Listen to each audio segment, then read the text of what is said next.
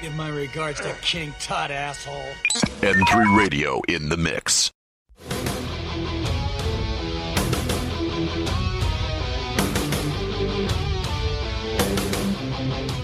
Welcome to another edition of Don't Tread on Me. Your co-host Beachball29 here. And I've got an update on Mad Dog coming up later in the show. And it is good news, so do not worry. Mad Dog will be back louder and bigger than ever to this show. He's just trying to get his situation settled so that he could bring you quality work here on N3 Radio and N3Radio.com. Don't mind the clicking in the background. Those will be my pets.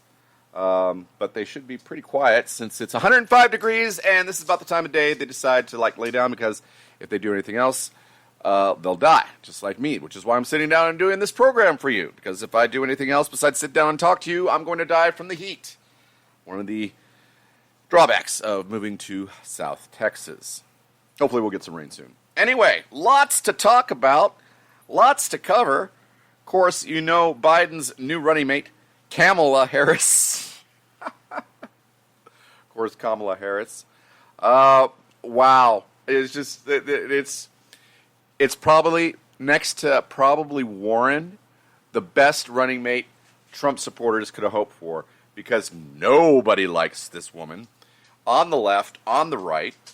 And I love how the media is trying to spin this. They're spinning this to a point where, they are on the tilt-a-whirl. They're on the literal tilt-a-whirl. You remember the tilt-a-whirl, right? It's that half-egg thing you turn around in, and then as it's going around, and you can spin that wheel in the center and make it turn around faster so you can make your friend throw up that cotton candy he just had 30 minutes ago.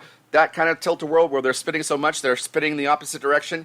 Yeah, everybody knows that the mainstream media is frauds, and the best thing about it is they're just totally ignorant of it, because they are so encapsulated in their tiny bubbles on top of their ivory towers. They have no idea that the American people think that they're total frauds, they're total clowns, and they're not to be taken seriously anymore.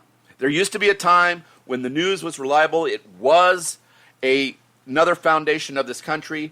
It informed people. But then, I guess around when Watergate happened, people started realizing in the news industry it was better to make money rather than to tell the truth. And that's what's actually gone wrong, I think, with a lot of our country. Now, don't get me wrong. Capitalism is great. Greed is bad. Capitalism is the only system in the world we have that has brought more people out of poverty, period, paragraph, exclamation point. So with that being said, there are some institutions, businesses, and I don't think should have profit as their main goal.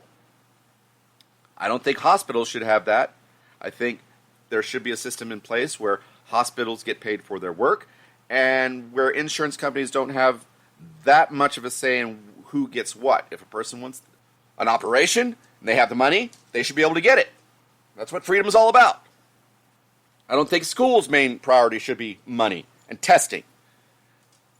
As we can see, we brought up an entire generation, maybe two, of kids that are scared of what's going to happen to their world, scared of what's happening with capitalism, more than they're scared of totalitarianism and authoritarianism. And no, I will not play Pink Floyd's Dogs. My dog back there. See, that's why you never like doing this in front of a live audience. You get these reactions, and then you start playing to the audience, and you don't think clearly. Anyway, I'm really glad you decided to join me today here on Don't Tread on Me here on N3 Radio. Of course, we'll get into all of our wonderful videos. Like I said, as we've moved to a new time here on N3Radio.com, which will be at 8 Eastern, 5 Pacific, every Sunday now instead of Wednesdays. That way you could end or start your week off right, whichever way you look at Sunday. Anyway, getting back to the venerable Kamala Harris. I apologize. It is Kamala Harris. I would not do that to a person I hated. Would not mispronounce their name to their face.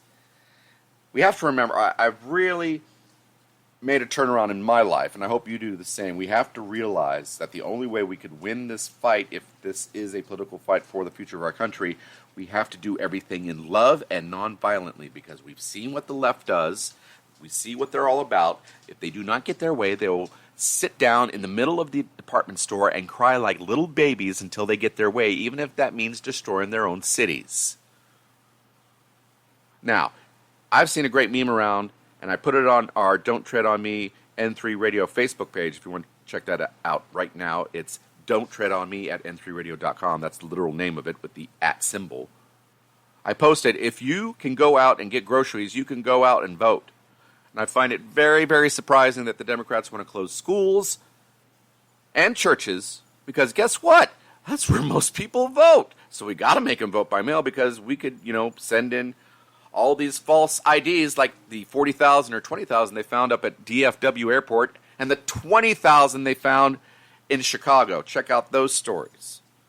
It's true. All true. Happened. Did the mainstream media tell about it? No, because they're in on the game. They want Democrats to win. They want authoritarians to win. And anybody that doesn't play by the rules is a heretic and must be burned at the stake. Let's get down to it. If liberals are willing to shadow ban or make sure that conservative voices aren't heard on the internet, they've already started down the slide. Do you get where I'm coming at? They've already started down the slide, because once people resist and Trump wins again, they're going to turn the screws even harder. So you can't be complacent. You got to get out there and vote. You got to tell your friends to vote. You got to tell your family to vote. If you like the way America is, if you like to be left alone and do what you can, and the government doesn't take as much as your money as you'd like, you have to vote for Trump. I'm not saying he's perfect. I'm not saying that he's the answer to our problems, but he's a lot better than Biden, Kamala. I'm going to always do that. I'm sorry. That is not on purpose. I really swear to you. I will try to make that better. Kamala. Not Kamala, Kamala. Now, I don't know about you, but despite the fact that I bring this show to you, and it sounds like all professional and everything, we make no money here at N3 Radio. And I know you, and therefore me, on top, so I'm not one of these big-time jocks that's making millions of dollars bringing you great programming every day. I do this for free, and I'm waiting on that stimulus check just as much as you are. It's going to help with the bills, and so I could, have the good things in life, like shoes and food. So, if you're wondering about that stimulus check, it's not happening anytime soon. And why? Because Democrats have filled this bill with all of their progressive leftist Marxist dreams, including how to steal an election via mail. 101. Put into the bill. Look in the bill yourself. Look in the bill. Call your senator, especially if they're Democrat, and ask, why does it say in your version of the bill to get rid of signature verification? Which is very illegal. As Trump supporter Carl Bertano Analuski would say. Now, getting to our first video, let's hear from the big man himself, President Trump, saying exactly what this $3 trillion version of the stimulus bill the Democrats have, and exactly why they want it. Which is a very backwards way of saying it, by the way. Mr. President, sir, I just want to ask you, after 3 weeks of absolutely no deal, you have been ragging on Democrats constantly. Why not come to the table personally and sit with them? I mean, I know that Speaker Pelosi and Minority Leader Schumer were in the Oval Office in December 2018. That did not go so well. Everybody in the world saw that. Why not invite them? If they don't want to come, that's on them. So I think we've done very well. We've had 3 phases. We're into phase 4. We've gotten everything we wanted. And we've also gotten a great economy. All you have to do is take a look at these charts. Our economy is doing good. But we want different things than them. I want money for the people. They want money to bail out Democrat governors and Democrat mayors. Listen to me. My people are doing very good. And my people call me. They're in the office. They call me when it's right. Nobody knows the deal better than I do. When it's right, I'll meet. But right now, it's not right. They want $1 trillion to bail out badly run states. They're Democrat. They're Democrat states. Will something happen? Possibly. But I want to tell you, the country is doing very well right now. We can live very happily with it, without it. But I'd like to do it because I want to give money to the people. I want to put money into the people's hands. They want to put money into politicians' hands so that the politicians don't look stupid.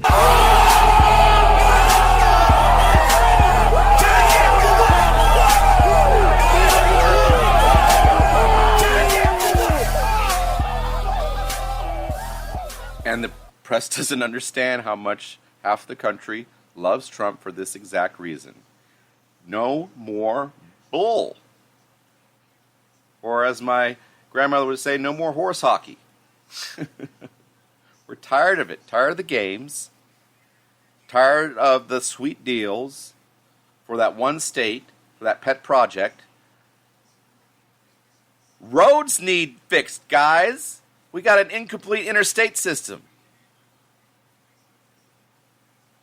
It's unbelievable.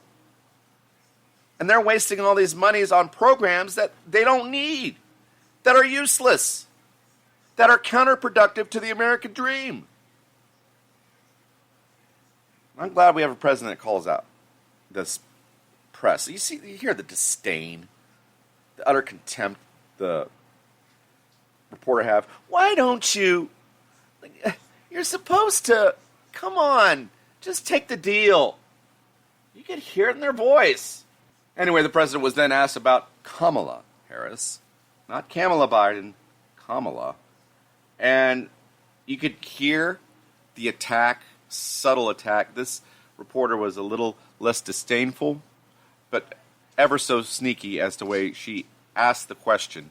And I think the president's answer is, again, a great answer, because the media likes to portray one thing when in reality they're something entirely else. And the left and the right know it. The far left, when the far left and the far right, or even the right or the centrist people agree on something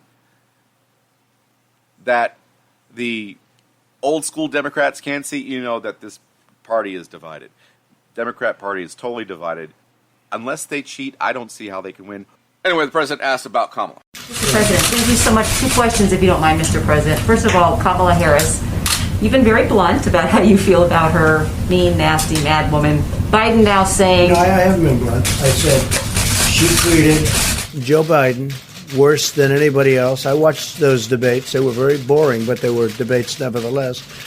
And I watched, pretty good parts of them. And she treated Biden worse than anybody else by far. There was nobody, including Pocahontas, nobody treated Biden so badly as Kamala. Well, let me ask you this then. Do you have an issue with a strong woman of color being in this presidential race? None whatsoever. You don't see her as a threat? As you know, none whatsoever. Oh, I love it. Oh, the president of trolls, and I love it. I love it. It's like, they were so boring. Well, I watched some of it, And Pocahontas, you could hear, I think I heard a gasp in the background, like they still can't believe, like in this day and age, he would disparage Senator Warren. It's great. And then it's like, I don't see him. You're like, no, I don't see her as you see it. I don't see her as you see her, which is what the media is trying to do. They're propping up this strong, independent African-American woman. And we all know how racist the Democrats are. The only reason they chose Kamala, as the president says, like China, is because she's black and she's African-American, not because of her accomplishments. Because if we could list her accomplishments, we could begin with a towel on the floor. Anyway, let's get to Tim Pool talking about how the left and the right are attacking Kamala Harris mercilessly. I'll get that word out. Sorry, rented lips. And we'll get to that right now. Keep it tuned right here to N3 Radio. You're listening to Don't Tread on Me, Beach Ball 29, in for Mad Dog. And we'll take a little commercial break right after Tim Pool's video. This is about 26 minutes long. Sit back, relax. I think he's got good things to say. Don't worry, I've got more videos coming up from different people, not just Mr. Tim Pool, although I like to rely on Tim Pool because he gives me a general idea of what's going on the other side, and I could, believe him. So if you don't want any BS, you want another insight that's open, honest in some ways, not in just some ways, in most ways. He's a great guy. Tim Pool, check out his channels. Keep it tuned right here. Once again, N3 Radio, listening to Don't Tread on Me on Beach Ball 29. Here you go. Why did Joe Biden pick Kamala Harris of all people?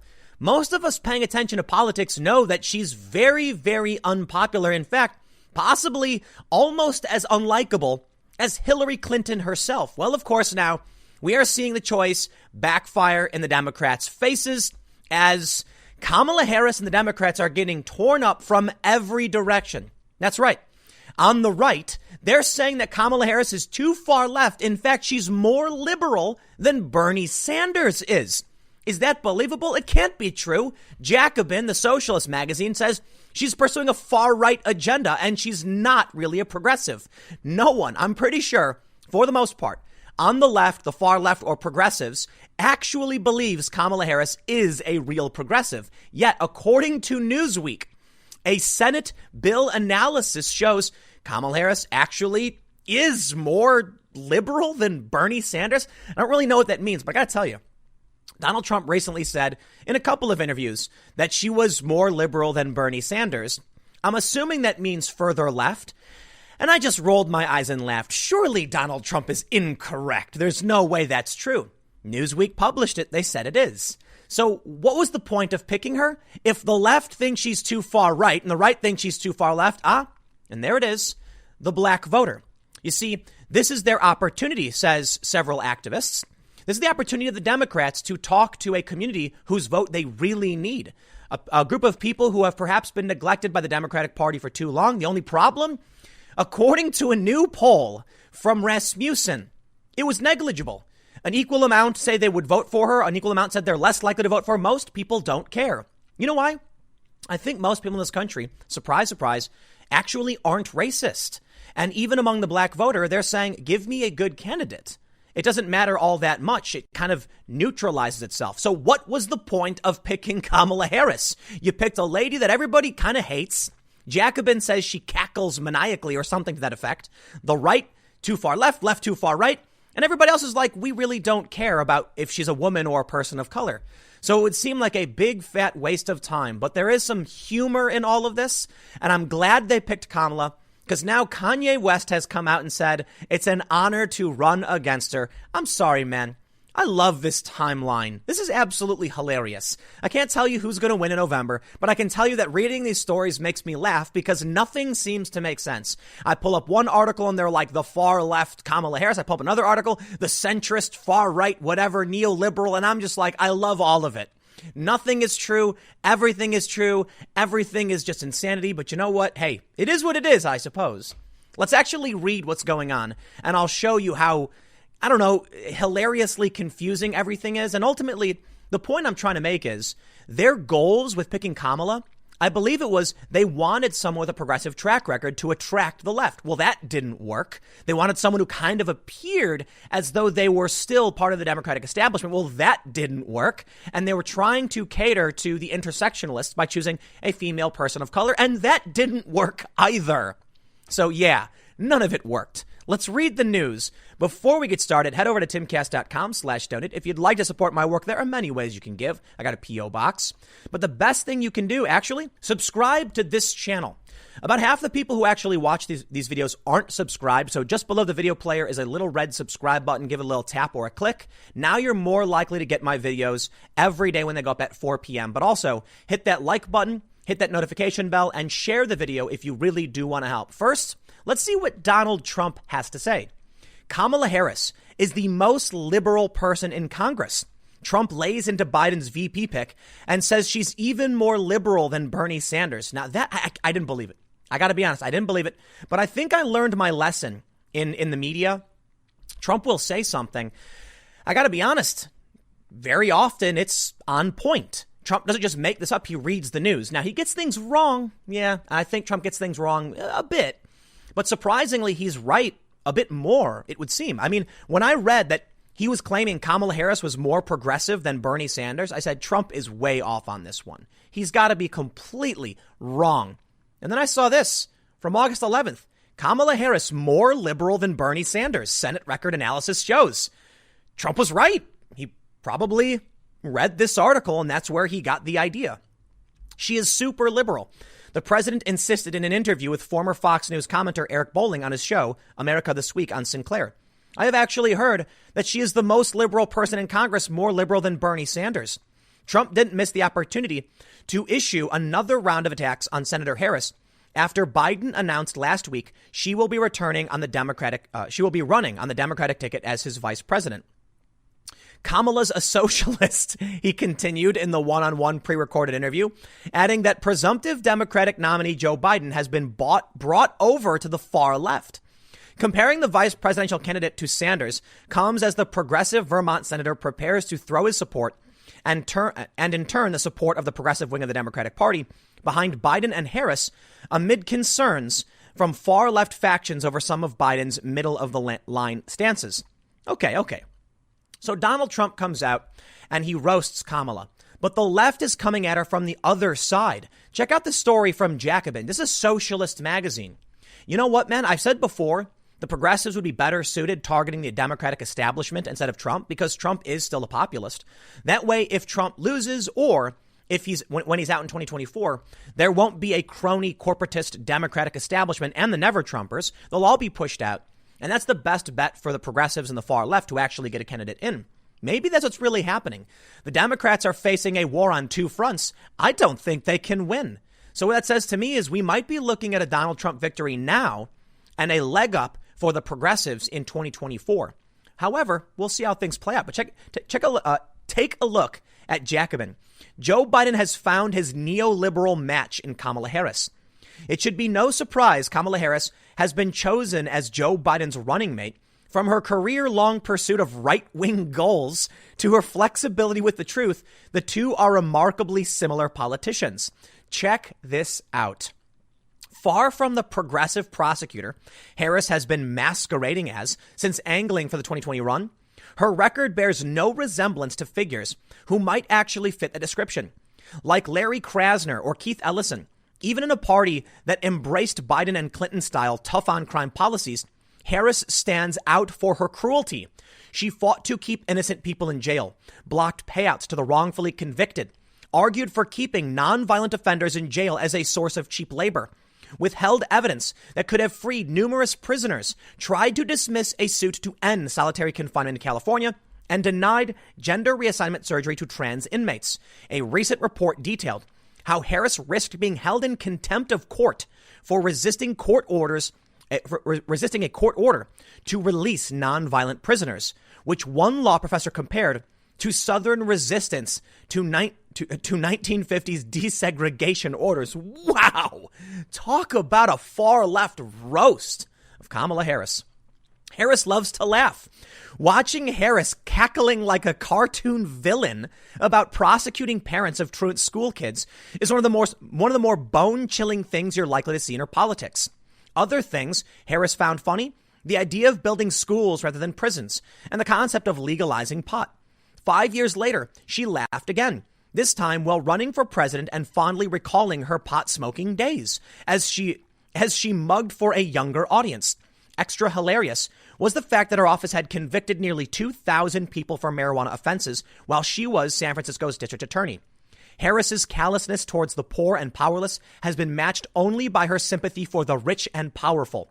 Most notoriously, Harris overruled her own office's recommendation to prosecute the predatory bank of current Treasury Secretary Steve Mnuchin, who later donated to her Senate campaign, then allegedly tried to cover up her inaction. Okay, you get the point. The leftists do not like Kamala Harris. So how do you explain this? Kamala Harris more liberal than Bernie Sanders? Senate record analysis shows?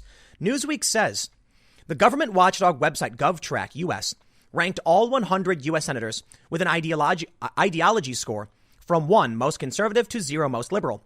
The score is based on each senator's legislative behavior, namely how similar the pattern of bills and resolutions they co-sponsor are to other Congress members. Members of Congress with similar political views will tend to co-sponsor the same set of bills or bills by the same set of authors. And inversely, members of Congress with different political views will tend to co-sponsor different bills. GovTrack gave Sanders an ideology score of 0.02 and Harris a score of 0.00. Together, they ranked as the most liberal members of the Senate. The website said Harris joined bipartisan bills the least often compared to Senate Democrats. Of the 471 bills that Harris co-sponsored, 15% were introduced by a legislator who was not a Democrat. Okay, wait, hold on. I see what they're saying. They're not saying she's the furthest left. She's just very much so, only willing to work with Democrats. A bit of a stickler, I suppose. Here's how it could work. Let's say you have a moderate Democrat who proposes, some moderate policy. She joins in. That doesn't mean she's further left than Bernie Sanders, right? What they're really saying is that she's just not cooperating with any of the Republicans, and Bernie Sanders actually was willing to at least a little bit. What we're really seeing is that Kamala Harris is stubborn, if anything, but not necessarily far left. So maybe what Jacobin is saying is true. She's pursuing right-wing goals, but along with corporate crony Democrats. That I could understand. But allow me to bring you to the next article in the list. Kamala Harris is a moderate? Not even close. Welcome to the leftist Trojan horse operation. Op-ed from the Washington Post. I just got to give you a clap, man. You are keeping me duly entertained with all of this mishmash of everything going in every random direction. But there was a funny story from The Hill where apparently a former Obama administration speechwriter said that she supports the Green New Deal. How is that moderate? Unless the Overton window has shifted so far that Green New Deal is moderate, which it's not. It's an economic transformation. It's a socialist. It's particularly socialist. Well, what is the Washington Post trying to say here? This is from Mark A. Thiessen, who says, in case you haven't noticed, there is a not-so-subtle campaign afoot to paint Kamala Harris as a centrist, an effort that exposes the left's strategy to fool the American people into giving them political power in November. As presumptive Democratic presidential nominee Joe Biden announced Harris as his running mate, the New York Times immediately declared her a pragmatic moderate. LA Times called her a centrist. ABC News' George Stephanopoulos said Kamala Harris comes from the middle of the road, moderate wing of the Democratic Party. No, she doesn't. Harris was the most liberal compared to all senators in 2019, according to GovTrack. He was going to say Harris wasn't pragmatic either.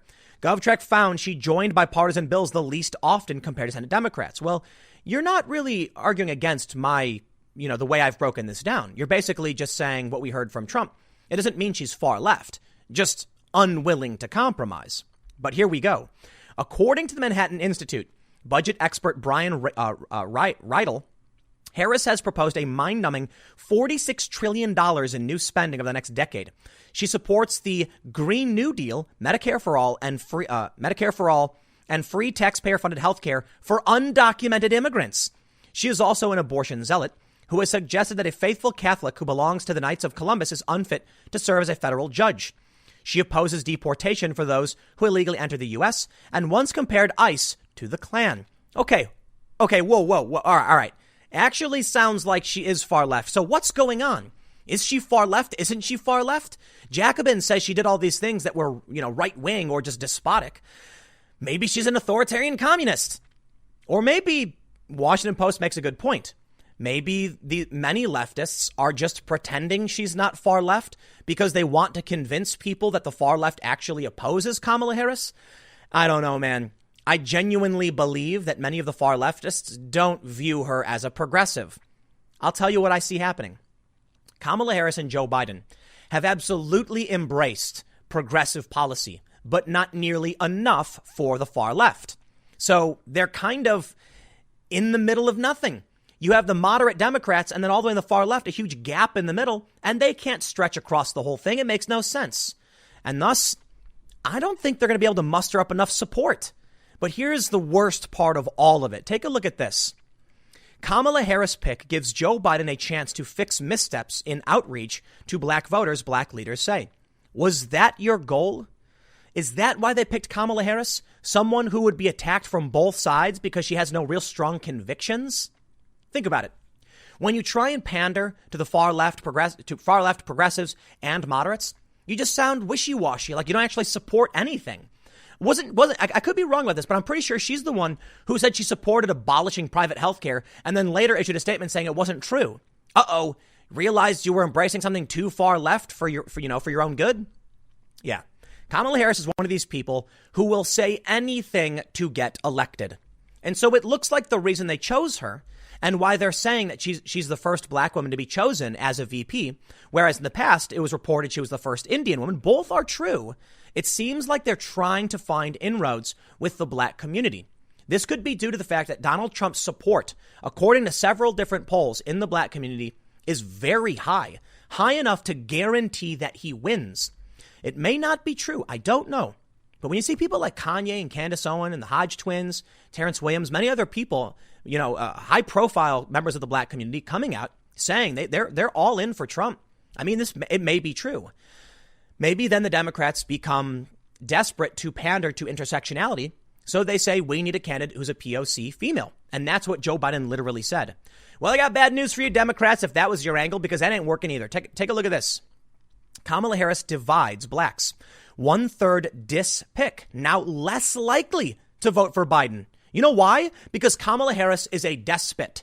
Because she was locking people up and laughing about it.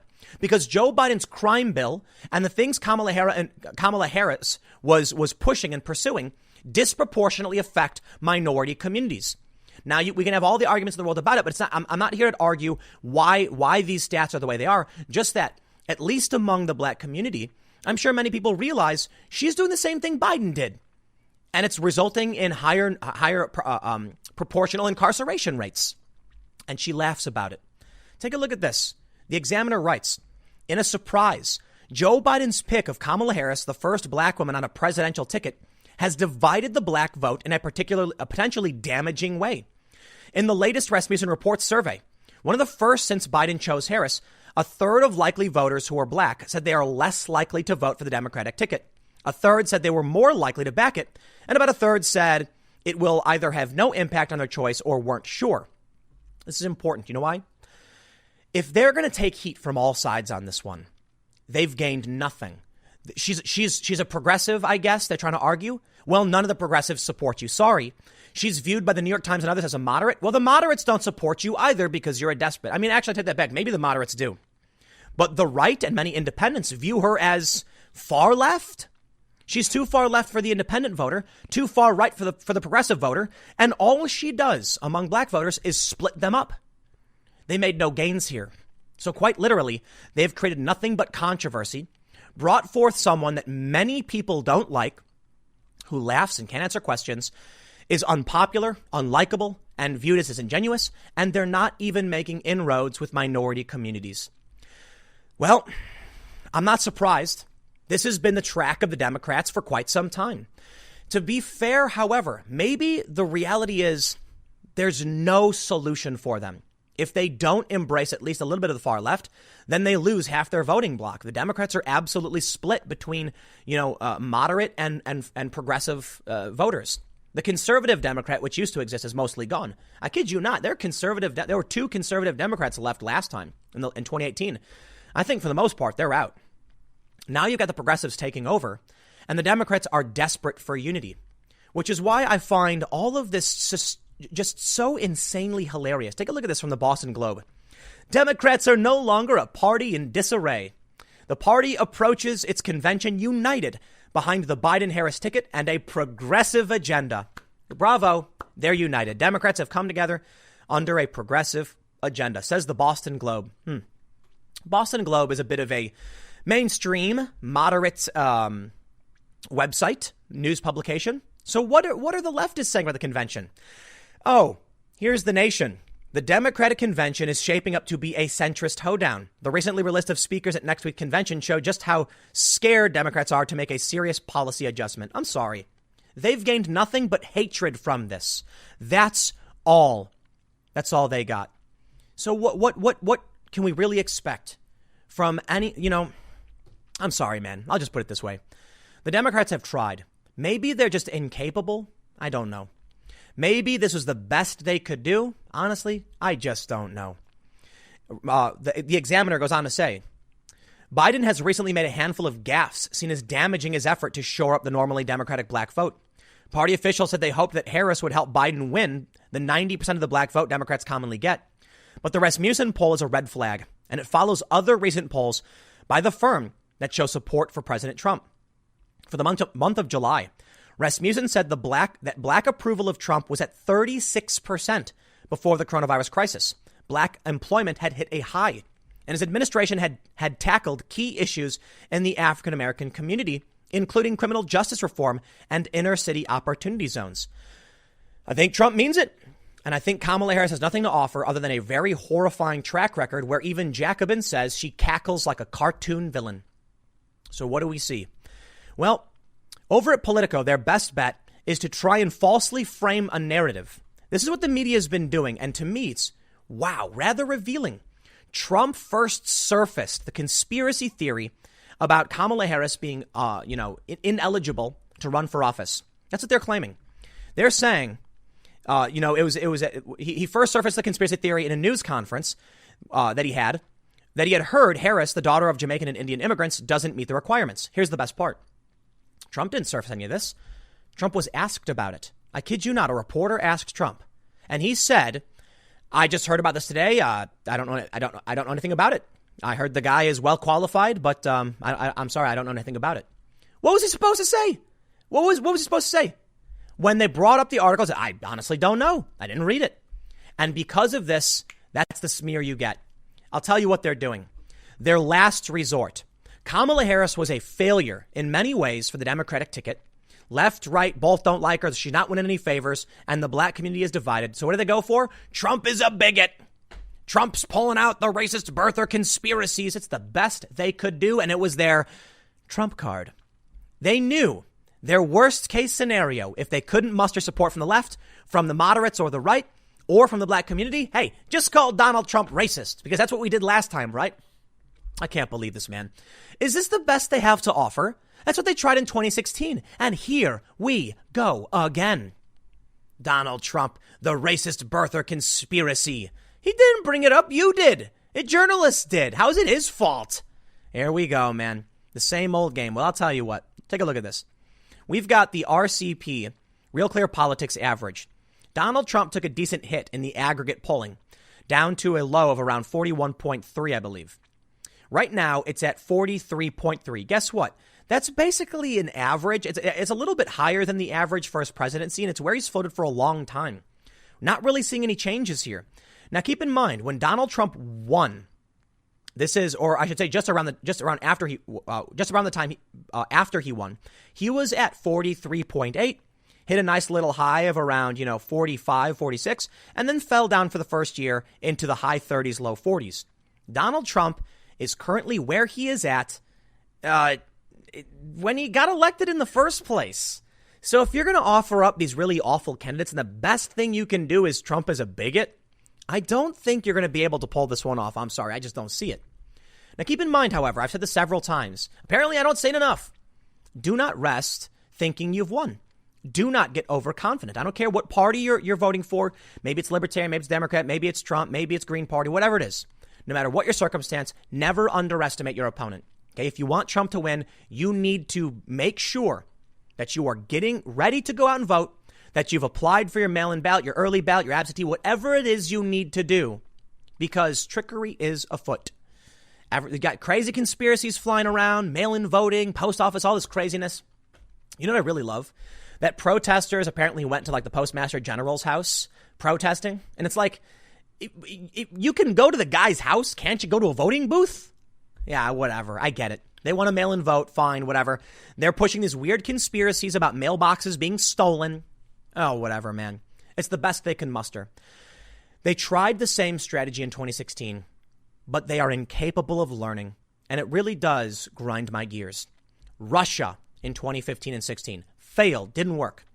Russia is being supported by, or is supporting Donald Trump. That conspiracy didn't work. Why is the post office conspiracy supposed to work? It's not. Well, Trump's a bigot. That's not going to work either.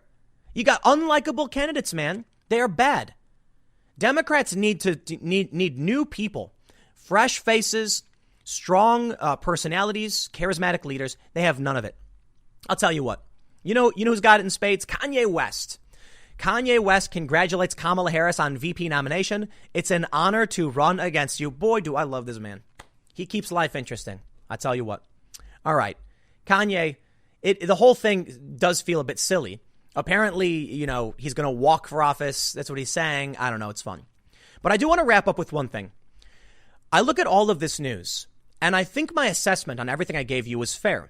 But I want to make sure I'm as fair as I can possibly be by showing this one last poll from today. 54% approve of Harris' selection, including 1 in 4 Republicans, according to a poll. More Americans approve than disapprove by a 25-point margin.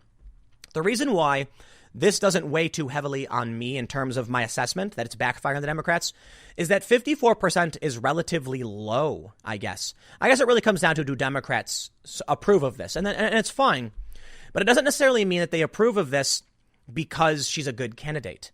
It could be that Republicans approve of her because she's actually a bad candidate and it's good for Trump. You know what I mean? They're happy that she chose it. I know they're probably getting more specific in the questions, but the gist of what I'm trying to get to here is, well, we are seeing some negative things. The far left don't like her. The right clearly doesn't like her. Maybe the moderates kind of do. And certainly she hasn't helped the Democrats in terms of the black vote at all. It is possible that a decent amount of people do support her, but I don't think 54% is enough.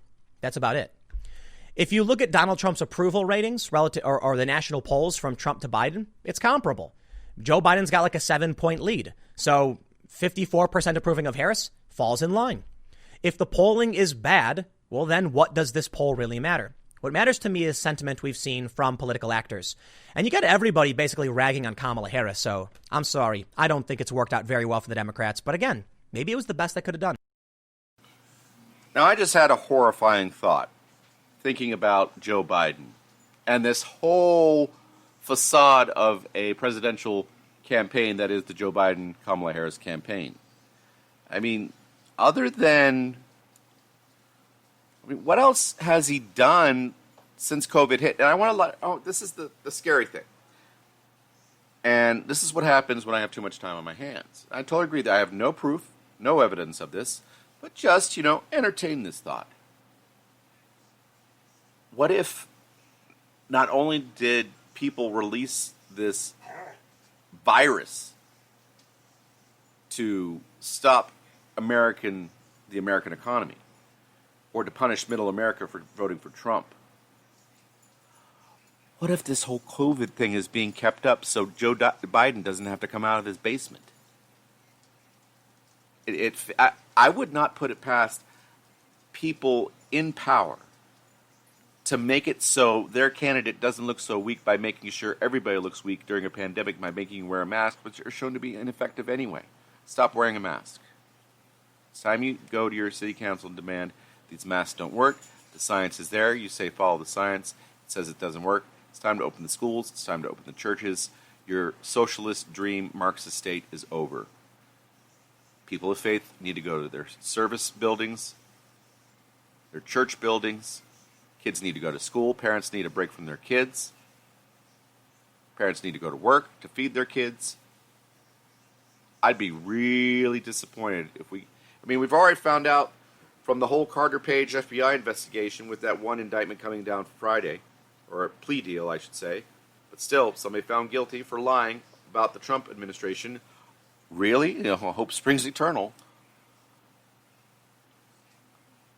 I would not put it past people in power have put this COVID-19 in place in the world so Biden doesn't have to campaign, because he can't campaign. Now they're talking about, don't need to debate either. Debates are the patriarchal, white, Anglo-Saxon, Western hypocrisy / racist things anyway. You think cities are burning now? And I know when Trump wins, we're going to have a 3-year-old tantrum, not a 2-year-old tantrum, where there are some cities burning. There's going to be people in the streets, and you better be prepared. I'm not saying arm yourselves. I'm saying be prepared. If you're on the outskirts of the city, like I am, you should be okay-ish, depending on what side of town you live on, what kind of neighbors you have, what kind of support system the whole neighborhood has. We've got just over 3 months to prepare for what's coming. And I want to remind you, if Biden and Kamala somehow win, we know they probably cheated, but we must resist the urge to march in the street with our guns. We must do it in a calm manner to show that, hey, we're not dumb, mindless Trump soldiers. We're Americans who want to be treated fairly by how we are and what we do, not as how our father was, i.e. reparations. We want justice and fairness, and to be left alone. That's all we want. And it's hard to get that when the NSA is time-stamping every single one of your text messages and phone calls, isn't it? Oh, well. Guess we kind of just gave up that right without shrugging our shoulders even. All because we thought we were being good little Republicans and supporting a war we knew was wrong back in Iraq. But it happened for a reason. The die is cast. What's done is done. Got Saddam Hussein out. We killed Osama bin Laden. And I think we should support President Trump in his efforts to bring the soldiers home. And I think it says a lot about the swamp when most of Congress says, no, keep them there. We're making money. I would not be surprised if us invading Afghanistan was to get hold of the opium fields so that pharmaceutical companies can make more of their OxyContin to poison our youth with, so that we have had this, still are in. Don't mistake, it's gone down, but it's still a pandemic. Painkiller pills, heroin, meth. Those are the three drugs that are coming into this country. Weed is over. The war on weed is over. It needs to be legalized state by state, however they see fit. I used to be a hardliner on this, but when you have a close loved one who's tried everything, who doesn't want to pay the special price for those expensive pills to alleviate her condition, and she could use a plant which has been deemed illegal through racist means. I do admit that. As a Trump Republican, there are some racist things in this country that have happened. The drug war is racist. Let's get down to it.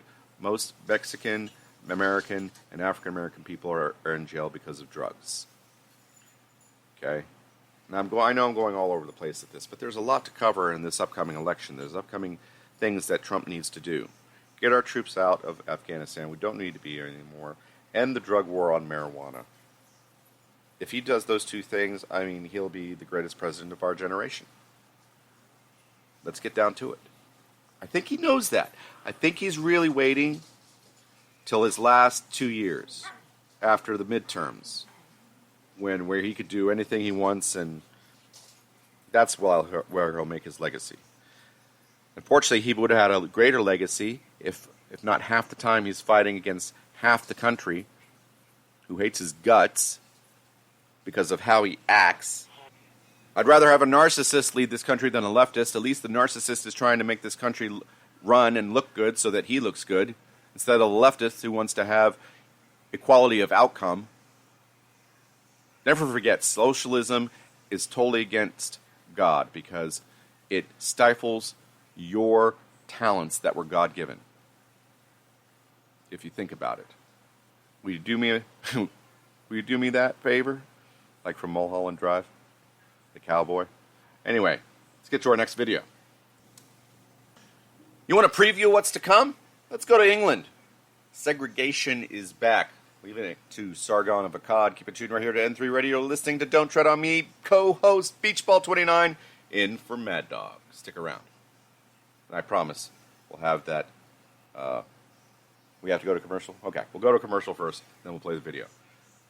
Here's our sponsor, Perky's Paperbacks.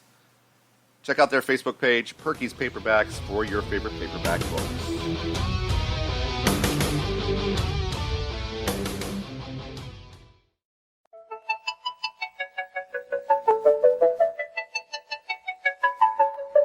Butterfly in the sky, I can go twice as high. Take a look, it's in a book, a reading rain.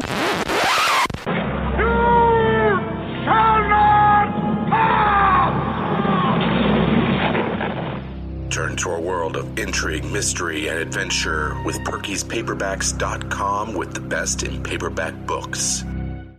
I'll buy that for $1. Taking you back and knocking you down, you're in the mix with N3 Radio.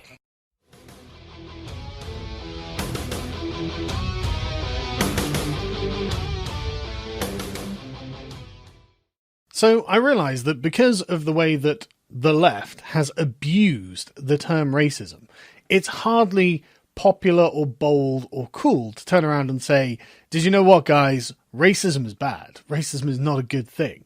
But I really do think that. I really do genuinely believe that judging people based on their skin colour and not their character, which means their behaviour, their intentions, their morals, their achievements, I really think that is a kind of lessening of the human condition, and I really think that we should not be promoting this worldview, a worldview that is what I guess we can just call racially segregationist, which is what's happening in the UK now, and of course this has come from the United States. But plans are apparently underway, according to Vogue, to establish the UK's first ever black university.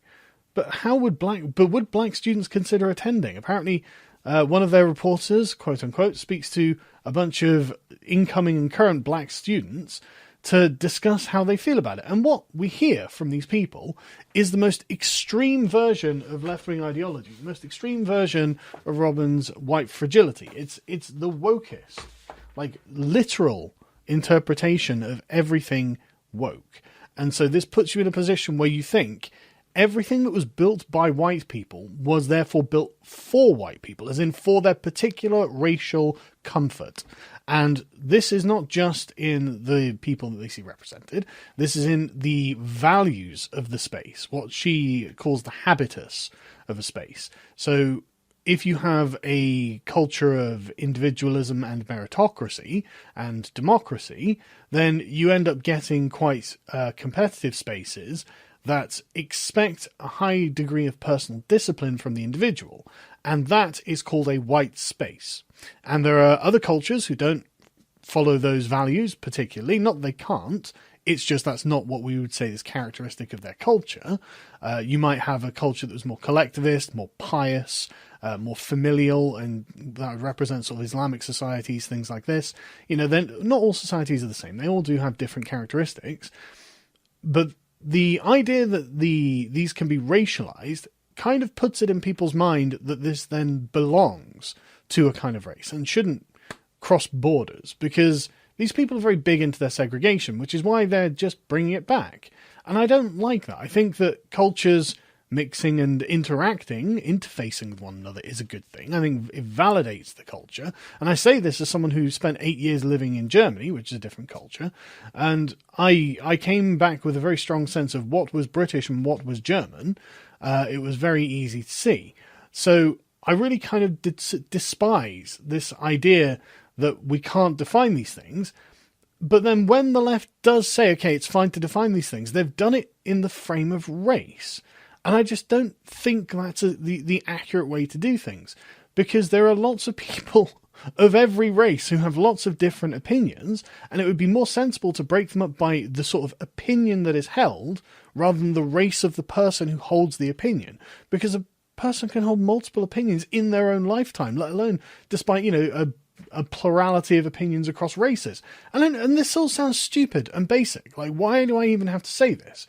But I have to say this because it seems that the young people that Vogue are talking to have completely internalized the radical left-wing interpretation of race and culture, which is very much the same as the radical right-wing interpretation of race and culture, that it is distinct to a racial group, it is for a racial group, it is only benefiting a racial group, and other racial groups have their own inherent cultures. There's both things that the far left and the far right agree on. And so I'm not interested in what Vogue have to say. What's interesting about this is that the way the students react. So you've got Bashirad here, 19. It's frustrating that we have to come up with solutions when we're not the problem. We need to create our own space, as we can't expect inherently racist institutions that post about solidarity yet don't practice this to change for us. That's the thing, isn't it? Inherently racist institutions. Why? Because these are, again, individualistic and meritocratic, whereas other institutions aren't necessarily like that. And instead of changing to match these other institutions, they have felt that they can be incorporative. And, I mean, in Oxford University, for example, the first black student who went there in 1873. So it's not like you can suggest that there has been a long history of Oxford University deliberately keeping black people out. There wasn't like apartheid in Britain because we didn't have very many black people here for a very long time. And to be honest with you, we still don't. It's something like 3% of the population. It's still a very, very small percentage. But this would be, the way that they're acting is just because the difference in the culture of the university and the habitus of it, who feels comfortable in it.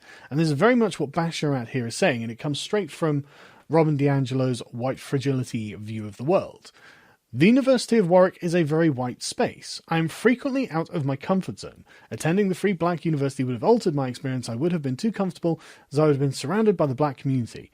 University is often described as a precedent for a career. Perhaps being exposed to a black university may give black students a culture shock in the workplace later down the line if they didn't interact with other types of people at university. As much as decolonizing education is important, I still want a traditional university experience. Right, well, the traditional university experience for Basharat here would be the racist experience that they have, right? They want to get rid of the colonised university, which is interesting because Oxford University is indigenous to the United Kingdom. It wasn't the product of colonisation. It happened before colonisation. I think it was 12th, 13th century that it was founded. It was something like that. It's very old, and same with Cambridge. And these are just not something that you can say have been colonised. The allegation, I guess, would be that it comes from the perspective of the colonizer. It's like, well, yes, you're in Britain, the country that did the colonizing. You're at the University of Warwick. You know, we've got very ancient universities here. These are not things that came from elsewhere. But you can't have both. And the thing that I have most exception with is that this person just seems to be an open racist. This person seems to be admitting, look, I'm uncomfortable with white people. I'm out of my comfort zone being around white people. I don't like white people. I would be more comfortable if I was around black people.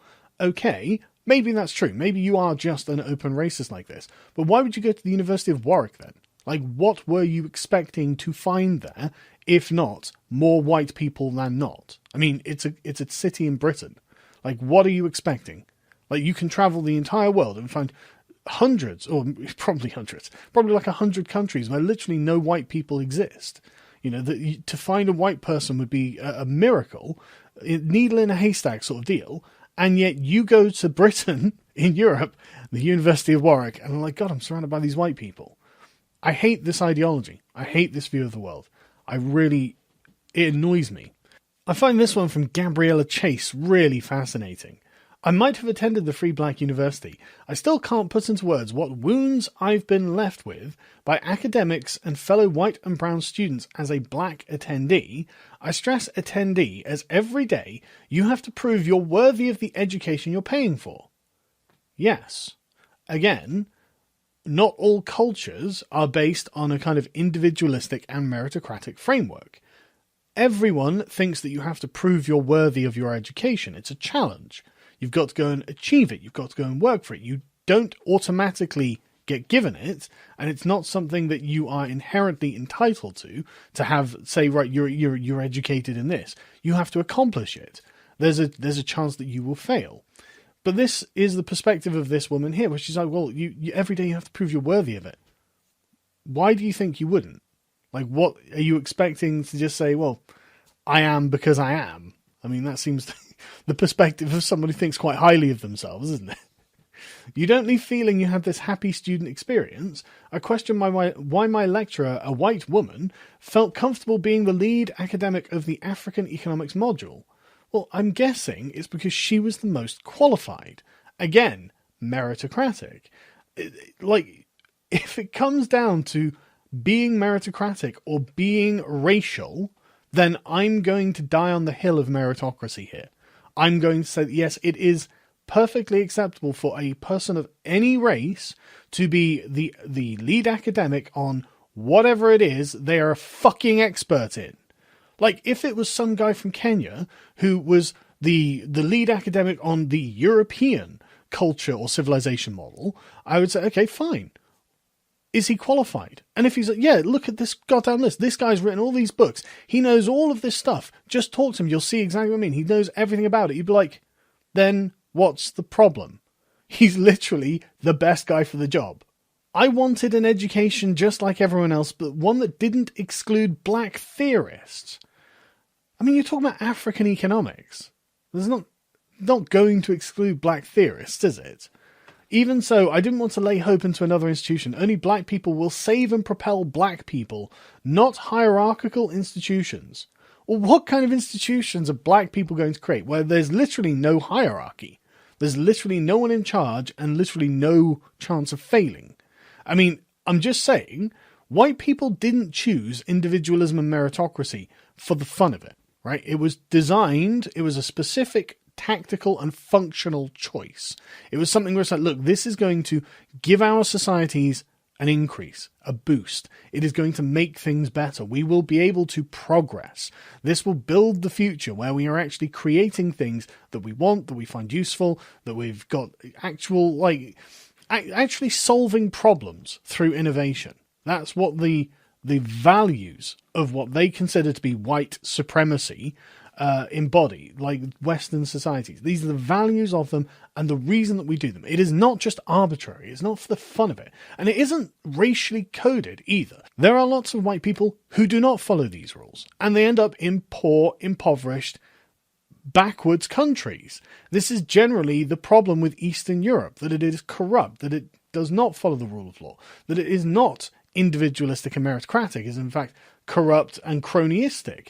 Like, they have high cultures of corruption, whereas individualistic and meritocratic cultures don't. They don't reward corruption.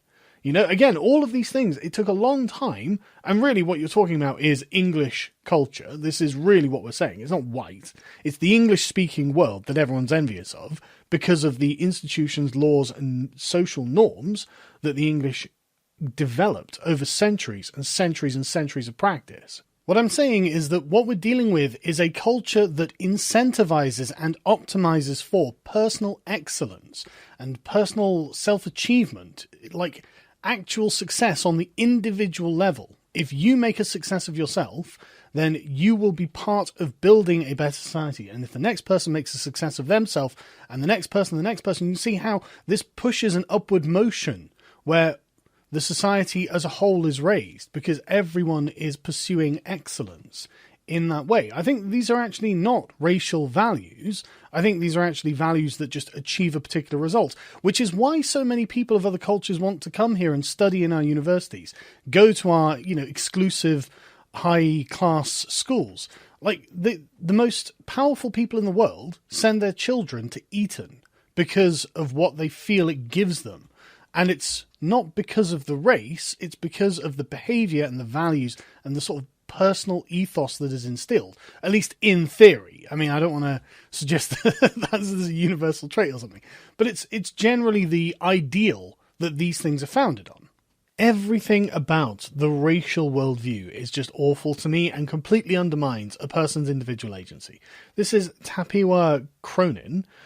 When I first heard about the Free Black University, I was excited. It addresses the failure of our curriculum, as it is, a curriculum that fails to teach history in its entirety. My God, imagine the scope of the curriculum that would teach history in its entirety.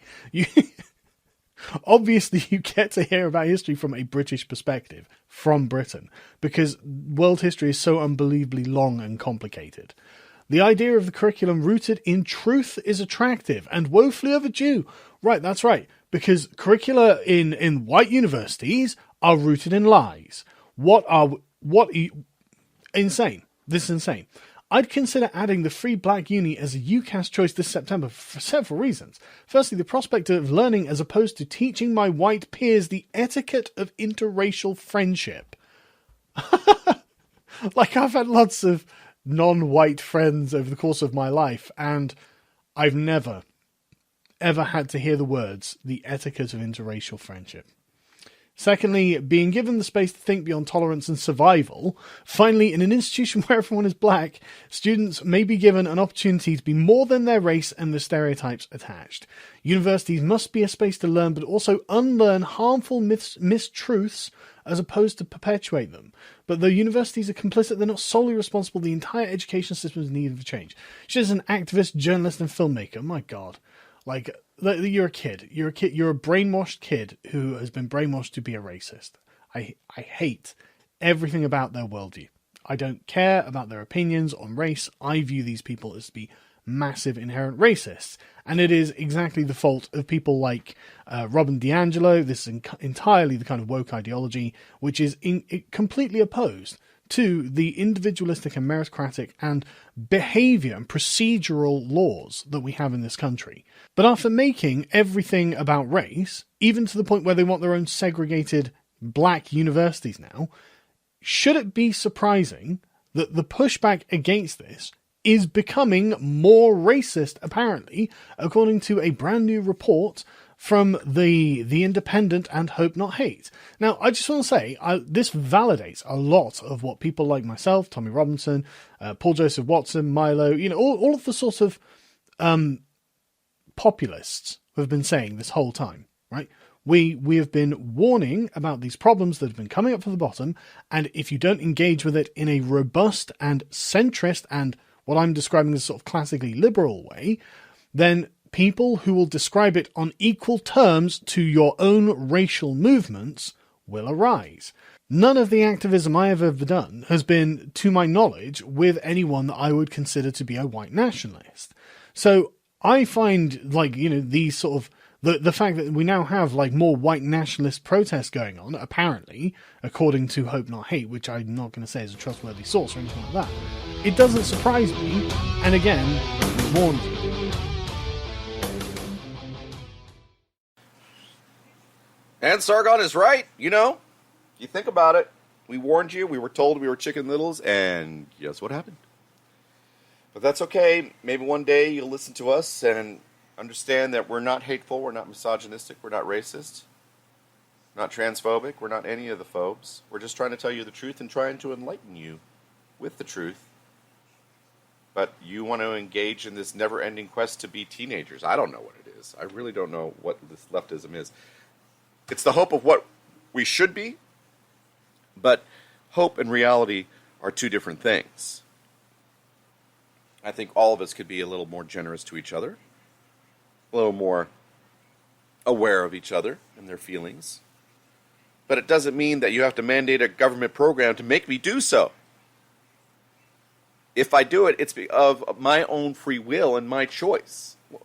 The party that's all about free choices is suddenly about, no, you don't have the choice. You don't have a say. It's really scary, and that's why we have to be against any form of authoritarianism. Now, of course, leftists will say that religion is authoritarianism by definition. No. There's no lightning bolts coming down saying we have to do good. He allows us to make the choice if we want to do good. So never let them forget that, even if they don't believe in God. There was that one protester in Seattle that he was yelling at this Trump supporter, mentioned God, and he was like, God is dead, there is no God. Like, whoa. I'm sorry, in your little world, it does not allow for a being outside the realm of time and space to exist. But personally, I think a being that does exist outside of that realm is a lot more plausible than the Big Bang. And if you look at the mathematical probability of the Big Bang, I think you'll agree with me. That's a whole other subject for a whole other time. We got more videos to get into, right? Here's Anthony Brian Logan telling us all about how Democrats want billions for mail-in voting. Keep it tuned right here at N3 Radio. You're listening to Don't Tread on Me, your co-host, Beachball29, in for Mad Dog.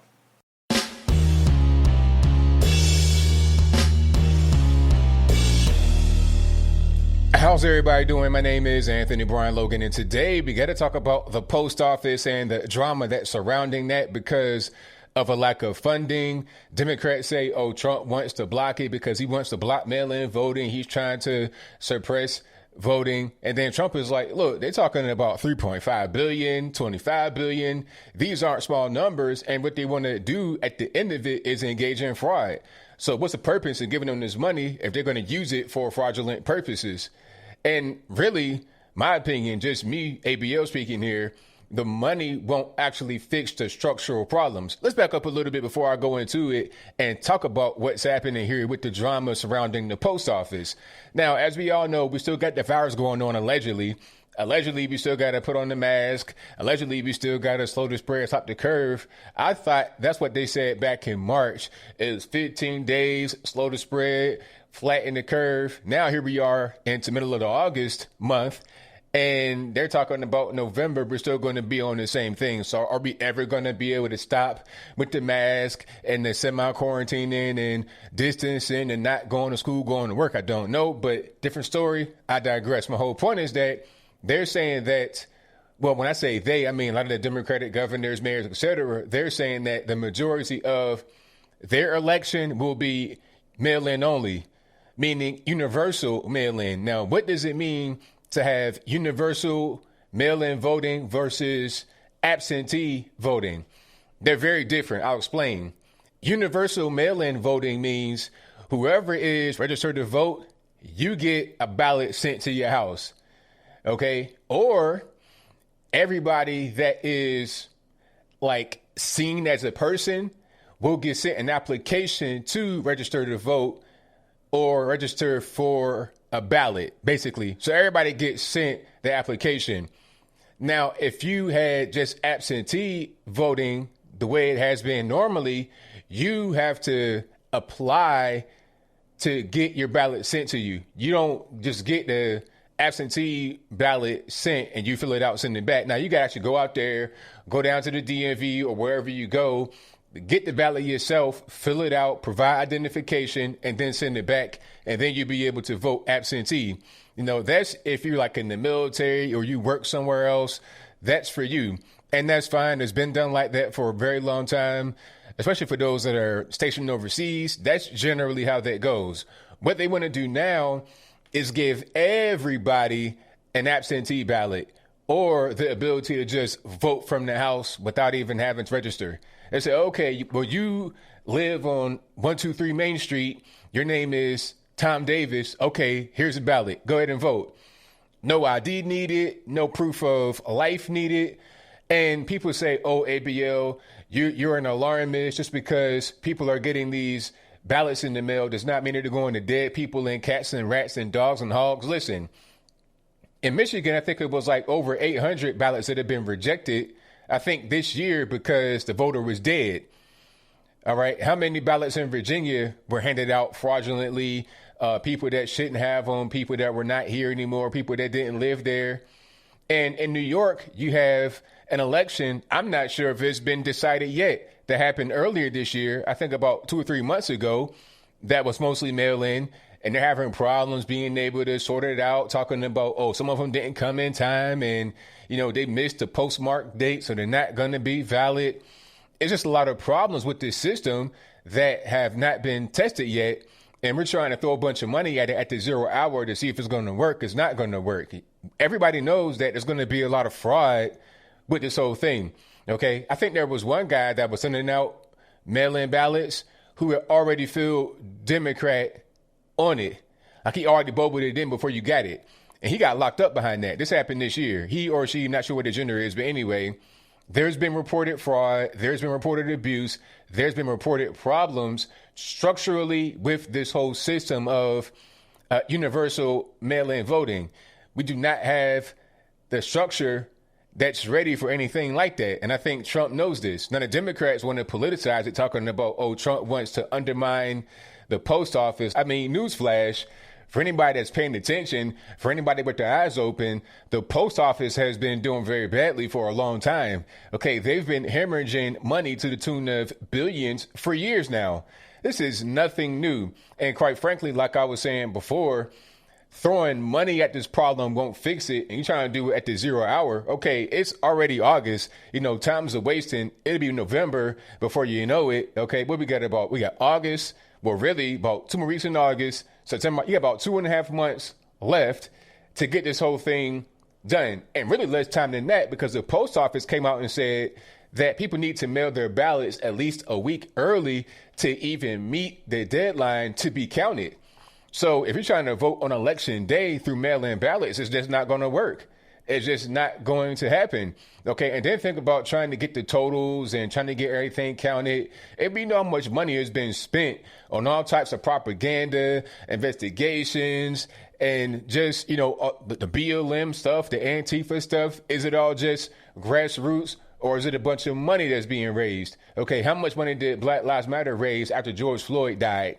You're talking about $20 million in one day. They didn't give 1 red cent to George Floyd's family, but that's a different story, and I digress. My whole point is that there's a lot of money behind all this subversion that's happening right now in our country.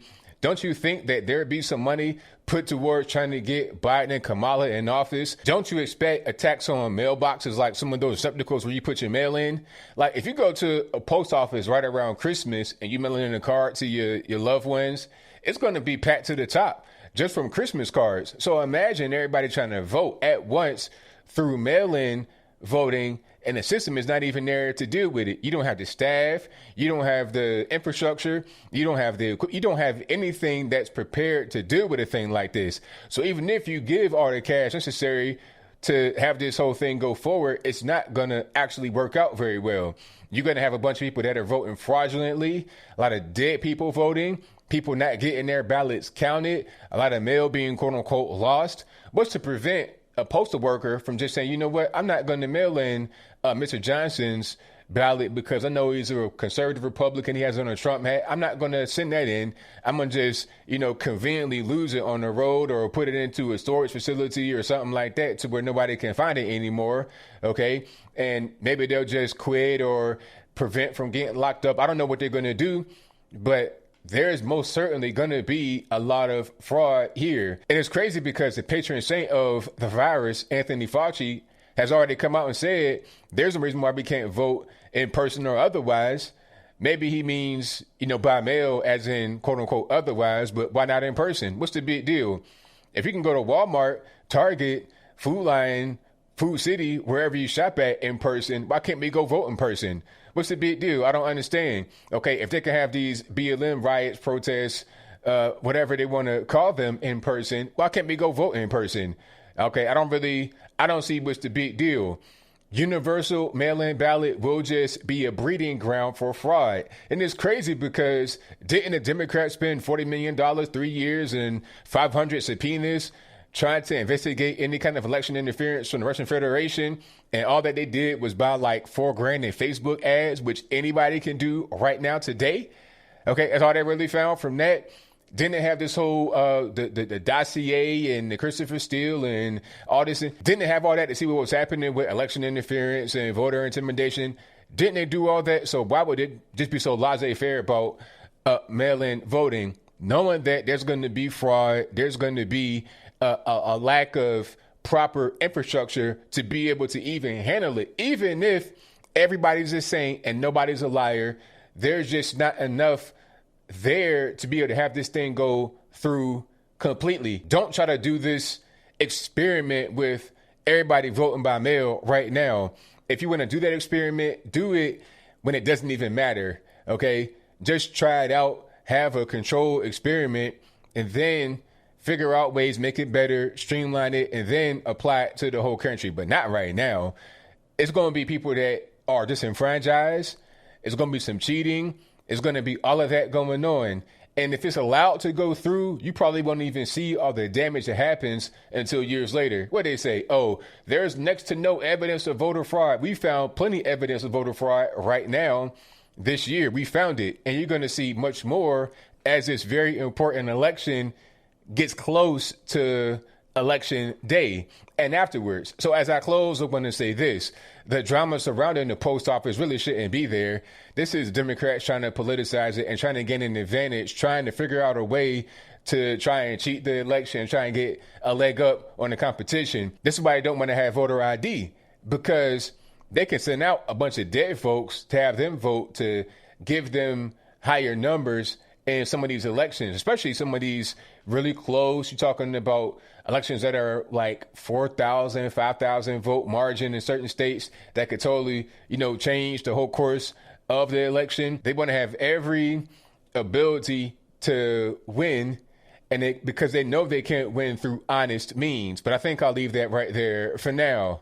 And what say you? Do you think that the Democrats are trying to politicize this whole thing with the post office and the funding because they want to use it as a way to win? or to get more votes because they know what they have out there right now, Joe Biden and Kamala Harris, is not really a good combination. That's not really a winning ticket. If that's your viewpoint, let me know why in the comments below. Or do you think that I'm wrong? Is Trump trying to subvert the post office, even though they've been doing very bad for many, many years, because he wants to try and get a leg up on the competition? He wants to cheat. He doesn't want to have everybody vote because if they vote, they'll vote him out. If that's your viewpoint, let me know why in the comments below. You pretty much know where I stand. This is no more than political posturing from the left. That's all that it is. And I could be Ray Charles. I could see it from a mile away. This is really easy to identify. It shouldn't be like this, but it is what it is. What are you really going to do? One thing I say you can do as I close here is to contact whoever is in charge in your particular area and say, hey, I want to vote in person. I'm going to vote in person. And that's it. This whole universal mail-in ballot stuff, I'm just not a fan. It's not going to work out well. There's going to be voter intimidation. There's going to be voter disenfranchisement, and there's going to be voter fraud. We don't need that in the United States. Let's have in-person elections as normal, and let's let this whole virus excuse go the way of the dodo bird, become extinct. But whatever your thoughts are, please let me know in the comments below. And that's all I got to say for this video. If you like what you heard, please comment, rate, share, and subscribe. Peace. And another thing just came to my mind. Listening to Anthony Brian Logan, check out his YouTube video show. He's got a show, that's right. He doesn't have videos. He actually has a video show, that's right. Anyway, brings up another thing I want to talk about. Don't get suckered into the Democrats' thing of we need to reform the police. It was never about reforming the police. It was about getting rid of them to create all this chaos. They knew COVID-19 was running down. They knew they could keep it going by making their rioters go out into the street unmasked. They knew they could prolong the COVID if they went out and rioted. But let's look at the simple fact. Let's hear from Senator Rand Paul. The Democrats were never interested in reforming the police. This from the Blaze TV. Check this out. And I'm going to pivot to police reform and criminal justice because if nothing else, the murder of George Floyd and Breonna Taylor and other similar events should have been a catalyst to do some substantial reforms in the Congress. And you stepped up very early with the Justice for Breonna Taylor Act, and you've been talking about over-militarization of police. I think you've introduced legislation on that as well. For years, and you've been a consistent voice since you got to the Senate. Mike Lee has been a consistent voice, and you have had bipartisan cooperation with a number of people. But for all of the heat and all of the protests and now a lot of the violence that it's devolved into, there's been no movement on criminal justice or police reform. And I hate to be a bearer of partisan news, but this is the Democrat side that didn't want any. So, for example, you can easily look at the Republican proposal and say this is weak sauce, there isn't much there. And that's a valid criticism. But they just voted no to even get on the bill. I probably wouldn't have voted for the Republican bill because there were some things I objected to, but I voted to get on the bill, and then let's see what happens. Yeah. Now, the Republican leadership often isn't completely honest about it. To tell you the truth, they often don't allow amendments. But had they not allowed any of my amendments or the Democrat amendments, then you vote to get off it and you blame the Republicans and actually got a solid case then. You blame the Republicans for not allowing amendments. I think there would have been significant pressure on the Republicans to allow amendments. And several of those amendments would have passed. Like the no-knock raid bill, getting rid of no-knock raids, I think would have passed. I think militarization of getting rid of militarization like bayonets for the police and tanks and all this stuff, I think that would have passed also.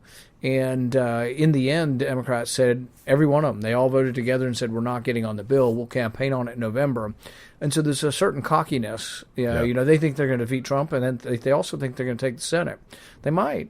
But and then they can set the agenda if they get rid of the filibuster, which they might do that also. But for right now, they're not in a talking mood. Same's going on with like this more COVID bailout money. The Democrats want more money. The Republicans want more money. The only dispute between these two groups of big government people is how much. Yeah. But right now the Democrats are holding off doing anything because I think they would like to see maybe there's a campaign on Republicans won't give us enough free money. Sure. And I remember that dynamic when I was working on criminal justice reform, and there was this transpartisan coalition going into the 2016 election. Some of my progressive friends would openly say, we don't want to give a Republican a win, particularly on this issue. This is our issue. Right. And I guess the assumption was that Hillary Clinton would win, but it's kind of a wicked tribalism that prevents us from actually fixing really big problems. And sometimes we get beyond it. We did one small first step, the first step back on criminal justice reform, and it was good. It was somewhat weak sauce, but it did some good things, and we got that done under President Trump, with a Republican Senate and a Democrat House. But for the 8 years of Obama, for the 6 out of the 8 that I was here, I would go to the White House. I was willing to meet and have my picture taken with President Obama, who I didn't agree with on a lot, to be for criminal justice reform, but we never got it done. And, to President Trump's credit, we actually did get it done. Senator Rand Paul there, who I was hoping that, it would be a Cruz Paul ticket or a Paul Cruz ticket. There's some good things and some bad things about all senators running for president, especially if they're all about big government. But I do like principle, even if it's feigned, principled, because at least they know where their bread is buttered as far as voters go, right? I think if we got rid of, get rid of unlimited terms for senators and House members, I think a lot more would get done. And I think that's something we need to push for as far as reforms go. There are some things that need reformed in this country, obviously. Not denying that. We're also not denying of past racism things, pizza I had, past racist things that have happened in this country, like the way cities are laid out. Why do some zip codes have some opportunities and others don't? That's a real issue. Like I said before, the drug war is a real issue. It's been disproportionately against minorities in this country, as far as the sentencing goes. So I think there has to be a reform on which drugs are legal, which are illegal. I think there are some drugs out there that pharmaceutical countries don't have control of, that they want to have control of. That's why they keep it illegal. I also think it keeps cartels down south in the money if these drugs are made illegal. I think we have to face the facts that all the problems happening south of the border are because of our insatiable appetite for drugs. And because they are illegal, made by the government so they can fill prisons up, because private companies own prisons now. It's not about rehabilitation of the prisoner. It's about making money. Again, another industry that is out making money. Prisons, schools, hospitals, they're all priorities, shouldn't be making money. It should be helping the people. I do agree with that. I think the government should step in and help out, reimburse these entities. I think that socialism, in a sense, as far as the government helping out, I don't believe in laissez-faire capitalism anymore. I don't think the market can go on by itself and be just fine. I think greed takes a big toll on laissez-faire capitalism. I do think that the government should help out with making sure schools produce the best students that are open-minded to different ideas and conversation and using their words and persuasion, debate, keeping a checkbook, I think, writing cursive, I think these should be priorities. Complicated algebraic equations, absolutely. I think all of our students need to be proficient in this, in reading and writing and all things. I think our hospitals should be able to help people out, even if they've had a heart attack or are having some kind of rare disease. That insurance companies shouldn't have a big deal or a big say in what gets done, what doesn't get done, especially if the government is there to help every single American have a true pursuit of life, liberty, and the pursuit of happiness. I think that, there are things that need reformed in this country. But at the same time, I'm willing to compromise on some things, but there are some things I'm not willing to compromise on. One is my freedom, our freedom, your freedom. To think and say and do as we please and be judged on that by our peers and our God or whatever if we don't believe in it. It's our path. It's our choice. America represents the best chance on this earth to act out free will. And we're losing it slowly and slowly because we think that safety, because we're given this freedom to do as we please, we think that we should be able to do it safely. Who said life was ever safe? I'm not saying, come on over, terrorists. Come on into my house. But at the same time, I think America is a great place, and I think it's so great that if we gave our enemies a taste of the freedom we have here, it's like, as long as you don't kill anybody, break some rules of decency and our laws that have been laid before this land, you'll come over this country, you'll find out people don't care what you do, man. They just hope that you're happy in doing it, man, because they're just trying to make themselves happy. It's the one place in the world that you get to do this. And after all, if we do not help our enemy, don't we just, put heaping coals on his head? As it says in the good book. If we do good for our enemies. Now, there are some things that we can't stand for. We can't stand those that are total totalitarianism, like North Korea, China. I think Russia just extended Putin's chance to be, president even longer. So I guess it's a lifetime appointment over there until you're dead. We'll see. We'll see how the world goes. We'll see how this election goes, right? Tim Pool coming up, and that's going to do it here for N3 Radio's Don't Tread on Me on its first Sunday edition. This next video by Tim Pool. And I know I said I didn't want to do a lot of Tim Pool videos, but this one's really cool because he's talking about South Dakota. And South Dakota is, by the way, a Republican-run state, which was able to not have mandated masks. And they had a parade for their governor. And I think we're seeing an upcoming star coming out of our heartland. If not a VP pick, a strong, presidential pick. Now be careful of, I think Haley, the former governor of South Carolina, who went to work for the UN. Be careful of her. She's being groomed by the globalists. I think she's been tainted.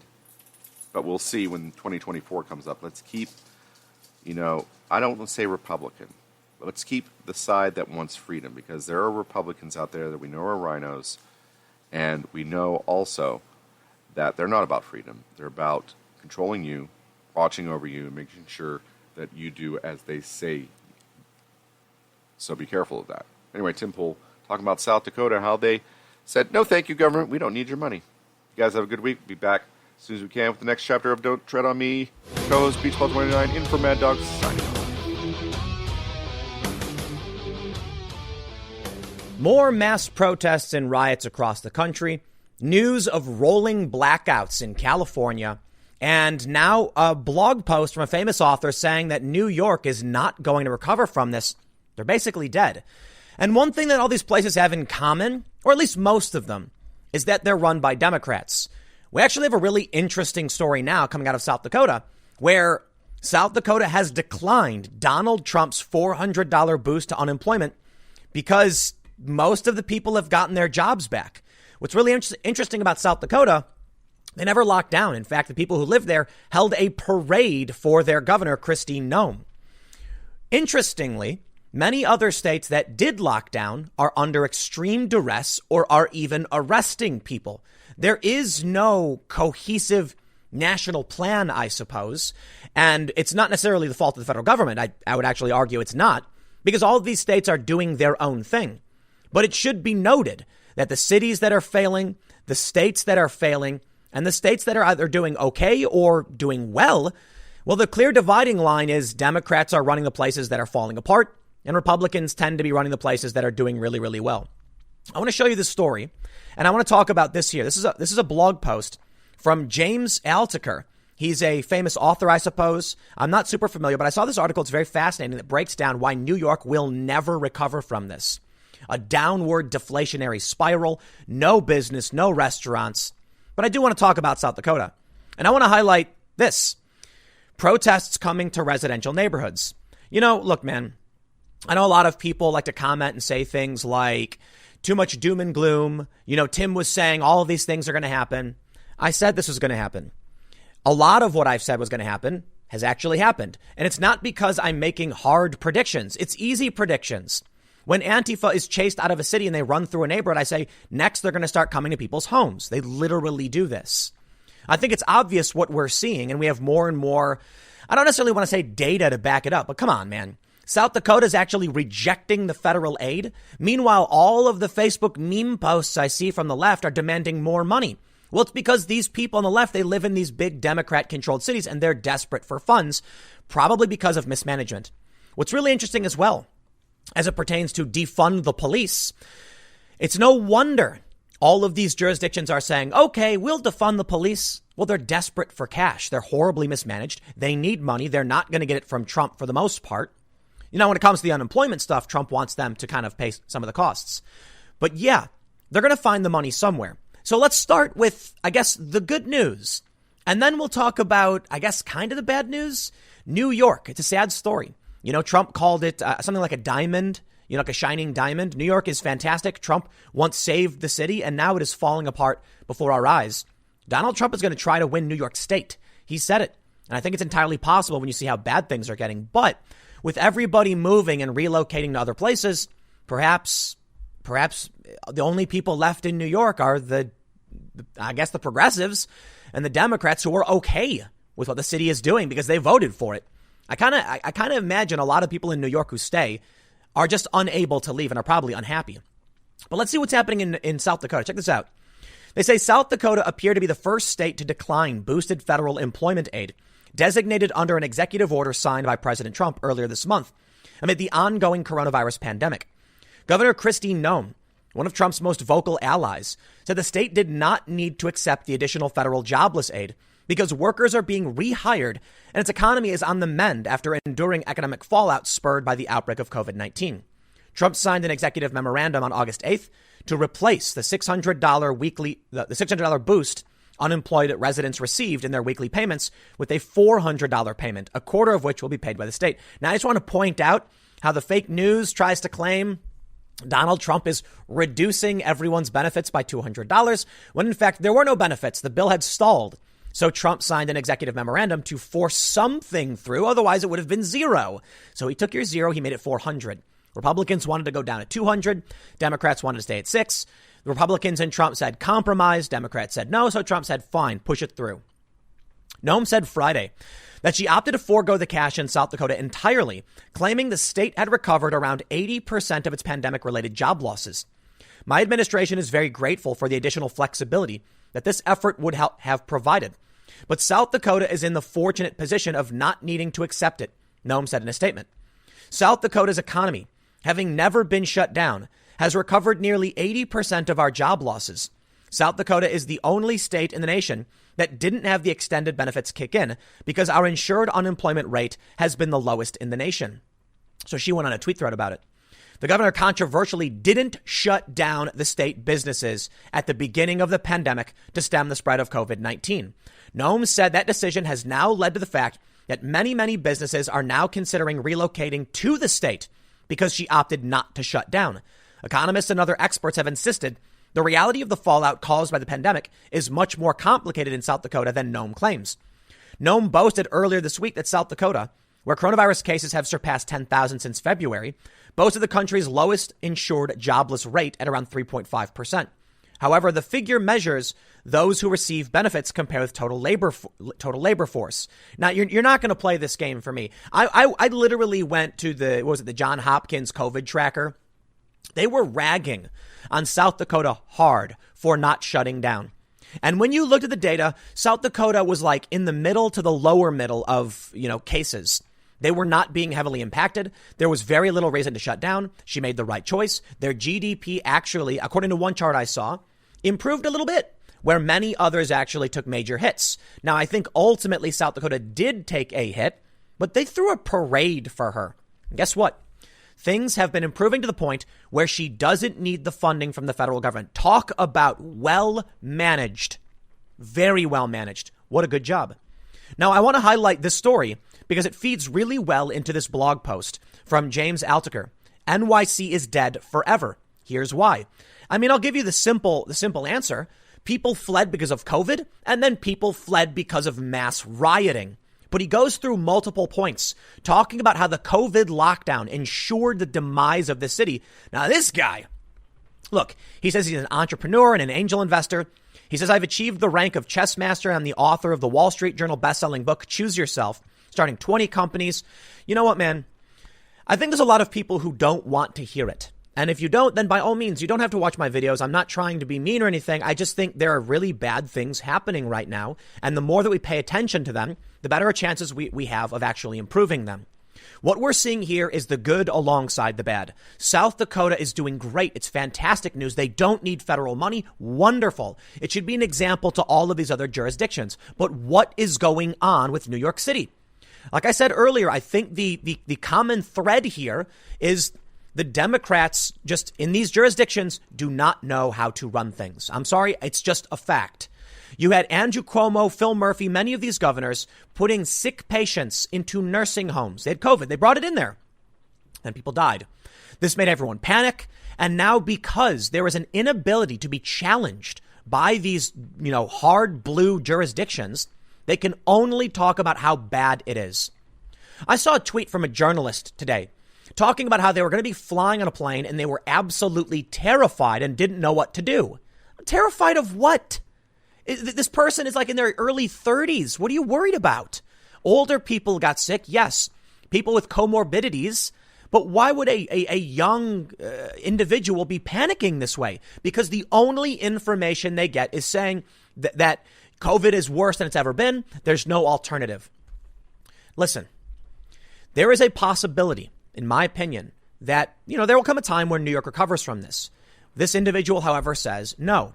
What I see is with all the negativity and all the, the crazy stories, I admit that, get covered often. South Dakota is an example of how to do things right and how to improve things and an opportunity for people to move there and start building up big business. South Dakota, hey, man, business is booming. Come on down. New York City, on the other hand, is locked down. And what am I supposed to say about that? Bill de Blasio and Cuomo are doing this and they are strangling the city. There's no tourists. So what businesses can actually flourish? Restaurants? Sorry, people are moving out. The tourism industry that sells souvenirs and all that stuff, they have nothing to sell. They have no one to sell to. And they've put up checkpoints around the city. It's like it's on purpose. Take a look at this. James says every subculture he loved was in NYC. He could play chess all day and night. He'd go to comedy clubs. He could start any type of business. He could meet people. He had family, friends. But now it's completely dead. He says, quote, but NYC always bounces back. No, not this time. But NYC is the center of the financial universe. Opportunities will flourish here again. Not this time.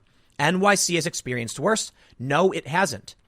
A Facebook group formed a few weeks ago that was for people who were planning a move and wanted others to talk to and ask advice from. Within 2 or 3 days, it had about 10,000 members. Every day I see more and more posts. I've been in NYC forever, but I guess this time I have to say goodbye. Every single day I see those posts. I've been screenshotting them from my scrapbook. Three of the most important reasons to move from NYC: business opportunities, culture, and food. And of course, friends. But if everything I say below is even 1/10 of what I think, then there won't be as many opportunities to make friends. He says, first, business. Midtown Manhattan, the center of business in New York, is empty, even though people can go back to work. Famous office buildings like the Time Life skyscraper are still 90% empty. Businesses have realized they don't need their employees at the office. In fact, they've realized they are even more productive with everyone at home. The Time Life building can handle 8,000 workers. Now it maybe has 500 workers back. Here's a picture of the city streets just empty. These are things I rarely ever saw. I mean, maybe even in the middle of the night in New York, you didn't see things like this. What do you mean? A friend of mine said. When I told him Midtown Manhattan should be called Ghost Town, I'm in my office right now. What are you doing? Packing up, he laughed. I'm shutting it down. He works in the entertainment business. Another friend of mine works at a major investment bank as a managing director before the pandemic. He was at his office every day, sometimes working 6 a.m. to 10 p.m. Now he lives in Phoenix, Arizona. As of June, he told me, I had never even been to Phoenix, and then he moved there. He does all his meetings on Zoom. I don't like Zoom. I prefer Skype. I don't know why everyone's using Zoom, but hey, that's them. A friend of mine was convinced he'd stay. He put up a Facebook post the other day saying he might be changing his mind because he watched a homeless person lose his mind and start attacking random pedestrians, spinning on them, throwing stuff at them, and swatting at them. He said that he had seen several single parents with a child asking for money for food, and then when someone gave him food, tossed it right back at him. He watched a man yell racial slurs at every single race of people while charging, then stopping before going too far. He goes on to say, I've been living in New York for about 10 years. It has definitely gotten worse, and there is no end in sight. First, so he says, people say NYC has been through worse. He says, no, it hasn't. Even in the 1970s and through the 80s, when New York City was going bankrupt, it was still the capital of the business world. It was the primary place young people would go to and build wealth and find opportunity.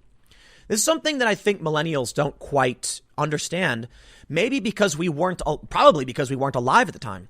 I look back at these movies and, these old images of New York City, hustling and bustling New York. And yeah, a lot of references to crime and, people of the night, as it were. Gangs, etc. But I also look back at stories like The Wolf of Wall Street or things like that. The stories of that, I can't remember that guy, that Gecko guy, and how back then in the 70s and 80s, there were rich people working on Wall Street, making tons of cash, driving fancy cars and loving it. But you still had the city with crime and things generally started to improve. That's my understanding of how the city worked. And Trump played a big role in this. Now they've just manually shut everything down. There's no business. There's no money to be made in New York City. You don't do trading on the floor at the stock exchange anymore. So what do you need to be there for? Nothing. They shut it down. It was a hard stop. They pulled the brakes. People got off the train and said, I guess we don't need to be here anymore. He brings up some really interesting things. Check this out. He says, in early March, many people left New York City when they felt it would provide safety from the virus and they no longer needed to go to work and all the restaurants were closed. People figured, I'll get out for a month or two and then come back. They are still gone. And then in June, during rioting and looting, a second wave of NYCers, this time including me, left.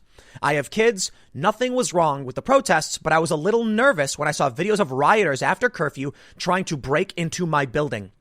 Many people left temporarily, but there were also people leaving permanently.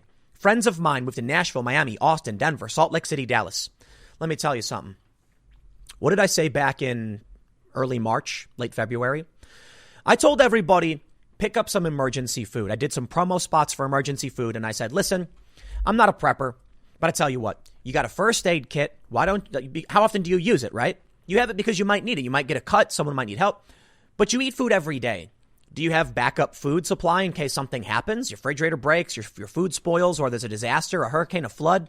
These things happen often, and people aren't prepared. I watched when I remember the story. There was an algal bloom in northern Ohio. The whole lake was covered with toxic algae and they couldn't drink the water. So people snatched up bottled water from everywhere. It's not insane to say, grab yourself a case of food that'll last you a month. It costs like $100 and something bucks. Not even that big of a deal. But people got mad and started laughing, saying Tim's a prepper and all this stuff, even though I was having kind of tepid approach to these things. I said, what happens when riots break out over food or things just become chaotic? I'm really close to a shopping center and I'm worried about what happens when people can't get their supplies. So I'm going to take care of myself, my friends, my family, and I'm going to make sure that I have supplies available. And there were a lot of people that agreed and they're like, sounds reasonable, right? And there are a lot of people that complain. Oh, it's doomsaying. Blah, blah, blah. Was I wrong? Maybe a little bit, because predictions aren't, I'm not trying to forecast the future and go buy lotto tickets. I'm trying to tell you what might happen and what I think is probable. That's all I do.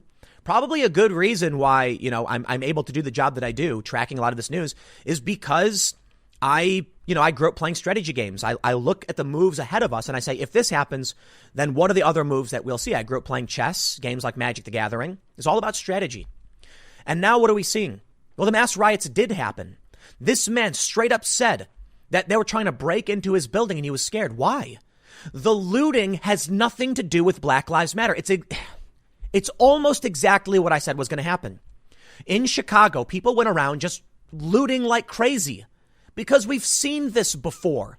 It has nothing to do with any protest movement. Although the protest did spark the mass rioting. Many people straight up said when all this started, when all the rioting broke out, this was about pent up anger and desperation and rage. That's why people were really doing it. Do you think that if these cities, if this guy is saying the city is dead and can't recover, do you think it is fair and rational to say, I'm going to operate as though everything's going to be A-OK? I'm not going to prepare. I'm not going to take care of my friends, my family, myself, because I think we'll all be okay. I don't. But you're more than welcome to have an optimism bias. Now, I do think it's fair to point out, I think a lot of this may trigger a massive landslide for Trump, and then things will return to some kind of state of order. I'm actually, no matter what you say, there's going to be people who are angry with you, there are people who support you, and you need to recognize it. Some people say Tim's too optimistic about Trump's victory or his chances of winning. I flip-flopped on it. A couple months ago, I was like, I'm not convinced. I think it's looking pretty bad. And then things changed, and I'm like, now it's so bad, I think Trump's going to win. I have been saying I think we could see a 49-state landslide, and that's because of this. But I could be wrong. I just don't know. But I'll tell you what, I look at probabilities. And so please, to the people who are constantly saying, Tim is wrong, blah, blah, blah. Look at this. Protests coming to a residential neighborhoods near you. What happens when they riot and your police are defunded and demoralized? This is what I do, okay? What happens? We have this video. They're on a residential street. They're screaming at some women who are standing by their grill, drinking something. I don't know if they're having a barbecue or what. They're screaming at them. They're insulting them. They're calling them names. They've been doing it in Portland. They've been doing it in Seattle. In Chicago, when the riots broke out, one of the local politicians, they're called aldermen, complained to the mayor that by raising the bridges, they forced the looters into the neighborhoods. They're raising the bridges now. It could stop at any moment. But do you operate as though you think it's finally done, or do you hope for the best, but prepare for the worst? Maybe things will get better. I say that very often. I don't know where the end of this chaos is, but I have to imagine with these jurisdictions allowing the riots, the protests, the district attorneys in all these jurisdictions are releasing people. It's not about being pessimistic or being optimistic. It's about being realistic. I can sit back and say, I think when the DA says they're not going to prosecute criminals, things will get better. Well, we saw that in New York, quite literally, with bail reform. They said release these people who are criminals, and then crime got worse. Granted, COVID came around and then everything kind of, shuttered down. In New York City, maybe this is the good news. Crime is way down, except lethal violence way up. Probably having something to do with their defunding of the police. I don't know what you want to happen. I know what I think most people want. I would say I have a feeling most people want to return to normalcy. Don't want groups coming to your neighbor and screaming at you and your kids that you're white supremacists. But you look at protests like this. And what happens when those protests turn into riots? New York City may be dead. May not. Some people responded to my tweet saying traffic is insane in New York right now. People are still here. Sure. Maybe what we're talking about is the relative, status of New York City. Relative to where it was, it is dead, air quotes, in the sense that there's no people walking around. There, businesses are all closed and people aren't going to be coming back. But there are still some businesses, some restaurants. There are, of course, millions of people there doing their thing. But will there be a recovery, or is this the death spiral? One of the things James, is that his name, right? Yeah, James brings up is something called a deflationary spiral. You see, property values are going down. Rent is going down. So everybody says, I'm going to wait until it bottoms out. I am going to wait until I see it tick up before I try and come back and buy property in the city, in which case it just bottoms out. It goes down, down, down. And then the cities, the buildings fall apart. Nobody wants to be there. With no buildings, no businesses, no tenants, what's left of the city? I don't know. We're seeing something like this in Michigan. There's been some kind of, I guess, wholesome resurgence. People were doing urban farming in Detroit. But Detroit lost so many people when the auto industry collapsed that it's become too expensive to maintain utilities and services. So people start leaving because the taxes are too high. The same thing's going to happen in New York, potentially in California. California is proposing a wealth tax on people who have lived there within the past 10 years. Good luck enforcing that. When I said there might be riots because of these food lines, we did see some food riots. We did. We absolutely did. There was a food bank where people like rushed the fence and tried knocking it down. They opened it up and just started taking everything. We've also seen riots, just general outrage, notably Black Lives Matter. I would argue this. If George Floyd's, the police officers involved are all arrested and facing charges, what are they still protesting for? It's probably just pent up anger. And this is at a point where people still have some resources. 30 to 40 million evictions are pending. If these happen, then we are going to see some real craziness. I'll tell you what. Now, if we see a moratorium upheld on evictions, then what about all the people who work, in building management who aren't getting paid now? Well, they'll lose their jobs. They'll go on unemployment, and we will still see negative economic repercussions. You add that to what we're seeing in places like New York. You add that to what we see with the rioters and the protesters going to residential neighborhoods. And my fear is that sooner or later, they'll come pounding on the door of someone's house, screaming that they're racist. What happens when these people start getting a bit more raucous? Maybe they won't. But based on the fact that they're standing in front of people's homes, screaming at them, they're not marching. They're standing there. They're yelling at these people. What I say is, I try to be prepared for what I think might happen in the next 2 or 3 steps, not what comes next. We're at a point now where we're seeing people standing in front of someone's home. Those people should have already been ready for what is happening.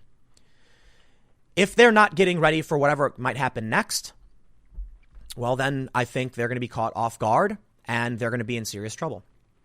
So earlier in the year, I said, what happens when the riots break out? And I bought some emergency food. I recommended it to other people, and a lot of people bought it. Some people laughed and said, I'm fine. And then we saw food shortages at a lot of these stores. In fact, we're starting to see now massive shortages of supplies. I kid you not. We're seeing major back order on hard professional equipment. That shocked me. Some places can't get certain things anymore. It's getting harder. Pay attention, man. The economy's stopping. Doesn't mean you can just start it again because the chain is being broken. Many of these businesses will not come back. These people will get angrier. Many of them are starting to demand resources. That's why the riots evolved into hardcore looting throughout Chicago. And I think it's likely to happen again because people came out and protested in support of the looters. What happens when they go and loot residential neighborhoods? Is it possible? Absolutely. Is it probable? I think it's got some probability. Is it likely? I'm not entirely sure. I don't know. But I would tell you this. Would you not want to be prepared for the event that the people standing in front of your house, the people marching in Portland yelling things like no justice, no sleep, or we're going to burn your house? They literally yelled to an apartment building, we're going to burn your building down. They've tried to burn other buildings down. Isn't that the point at which you say, I'm going to, take some small precautions? I'm sorry if people don't want to hear this stuff. And that's why I started with South Dakota, because there are places you can go to where things are going great and you can go and succeed in places like South Dakota. So if you're looking for safety, security, and opportunity, it seems like South Dakota, place to be, man. Maybe Texas, maybe the Sun Belt states that never locked down that are doing well. The point I'm bringing up is these Democratic jurisdictions have failed to an extreme degree. They won't prosecute. They're releasing these criminals. The riots are getting out of hand. We're seeing businesses collapse. What more do you need to hear? People are already leaving, though. So don't take it from me as if like you need to hear it from me. And people have already figured it out. As James was pointing out, they fled after the riots. He did after he saw people trying to break into his building. That's scary stuff. I think we're going to see more of the same. I think we're going to see Republican areas start doing better. And I think we're going to see the Democrat areas start doing substantially worse. What that means moving forward, maybe Trump landslides. I honestly don't know. N3 Radio is a nonprofit teaching platform for non-professionals. Copyright disclaimer under Section 107 of the Copyright Act of 1976. Allowance is made for fair use for purposes such as criticism, comment, news reporting, teaching, scholarship, and research. Fair use is a use permitted by copyright statute that might otherwise be infringing. Nonprofit, educational, professional use tips the balance in favor of fair use. This episode of Don't Tread on Me is sponsored by Perky's Paperbacks. Check them out. We'll turn to Perky'sPaperbacks.com for the best in... What do they have? Hey, how do you like reading a book? You know, an actual book? We'll turn to Perky'sPaperbacks.com. Perky Paperback. How do you like sitting back and reading an actual book? You know, feeling the... It's getting a little awkward with the whole feeling with the thumb and the finger, you know? Still like the feeling of turning a page with your... Why don't you turn to Perky'sPaperbacks.com? It's just not working. It isn't. It really isn't. Stop. Read a book. No, that doesn't work, does it? You know, when you could actually turn the pages and feel I hate this. I hate this so much. I've done so many takes. I hate this. Old sci-fi, mystery, western, and other specialty paperback books, and you can find all of them once again at perkiespaperbacks.com to find the old stuff that nobody reads anymore. That's stupid. Wow, let me try again. Hey, do you like sitting back and reading an old paperback book? Well, turn to perkiespaperbacks.com for the old sci-fi, mystery, western, and other specialty paperback books at perkiespaperbacks.com, a special sponsor of N3 Radio and at n3radio.com. Yes! Are we clear? We're good? Yes! Yeah, it only took like less than 20. Less than 20 takes is always good. Well? You're still working on him. He won't break. They've tried everything. Do you want me to bring out the Leroy Neiman paintings? No. We cannot risk violating the Geneva Convention. N3 Radio in the mix.